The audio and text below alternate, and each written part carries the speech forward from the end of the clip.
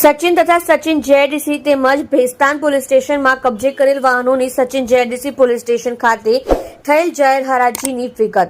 Shri Anupamsinh Gehlot police commissioner Shri Surat શહેર, Shri K N Damor સંયુક્ત police commissioner Shri sector 2 Surat શહેર તથા શ્રી રાજેશ પરમાર નાયબ police commissioner Shri zone 6 Surat શહેરનાઓએ પોલીસ સ્ટેશનોમાં જુદા જુદા ગુનાઓ બિનવારસી એમવી એક્ટ 207 મુજબના કામે કબજે કરવામાં આવેલ વાહનો પૈકી પોલીસ સ્ટેશનો બિનજરૂરી રીતે પડી રહેલ વાહનોના યોગ્ય અને ઝડપી નિકાલ અંગે જરૂરી કાર્યવાહી કરવા સૂચના આપવામાં આવેલ, જે અન્વયે આઈ ડિવિઝન કાર્યક્ષેત્રના હેઠળના સચિન જેડીસી તથા ભેસ્તાન પોલીસ સ્ટેશનમાં કબજે કરવામાં આવેલ વાહનો છોડાવી જવા બાબતે વાહન માલિકોને નોટિસો કાઢી લેખિતમાં જાણ કરવામાં આવેલ. તેમ છતાં વાહન માલિકો દ્વારા જે વાહનો છોડાવેલ ન હોય તેવા વાહનોની નિકાલ માટે અનુસરવાની કાર્યપદ્ધતિ મુજબ જરૂરી કાર્યવાહી કરવામાં આવેલ.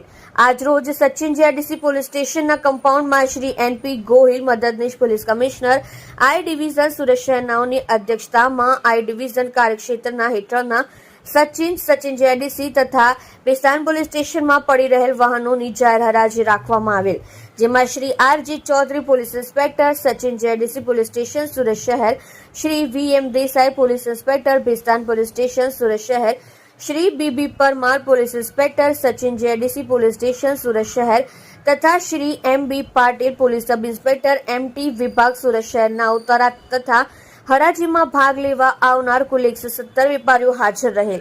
સદર હરાજીમાં હાજર રહેલ વેપારીઓ પૈકી સૌથી વધુ બોલી બોલનાર વેપારીશ્રીઓ વાહનો આપવામાં આવેલ, જેમાં હરાજી કહેલ વાહનોની વિગત. સચિન જેડીસી કુલ્લે વાહન 146, અપસેટ કિંમત 4,67,000, હરાજીમાં ઉપજેલ કિંમત 9,76,000.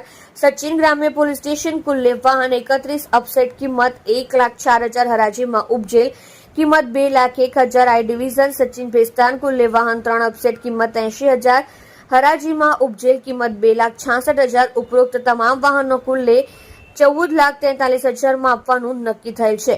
આમ વાહનોની નક્કી કરેલ અપસેટ કિંમત કરતા રૂપિયા 7,45,000 વધારે મળેલ હોય આ હરાજીના ઉપજેલ નાણાં સરકારી શ્રીની ટ્રેજરીમાં જમા કરાવવામાં આવશે.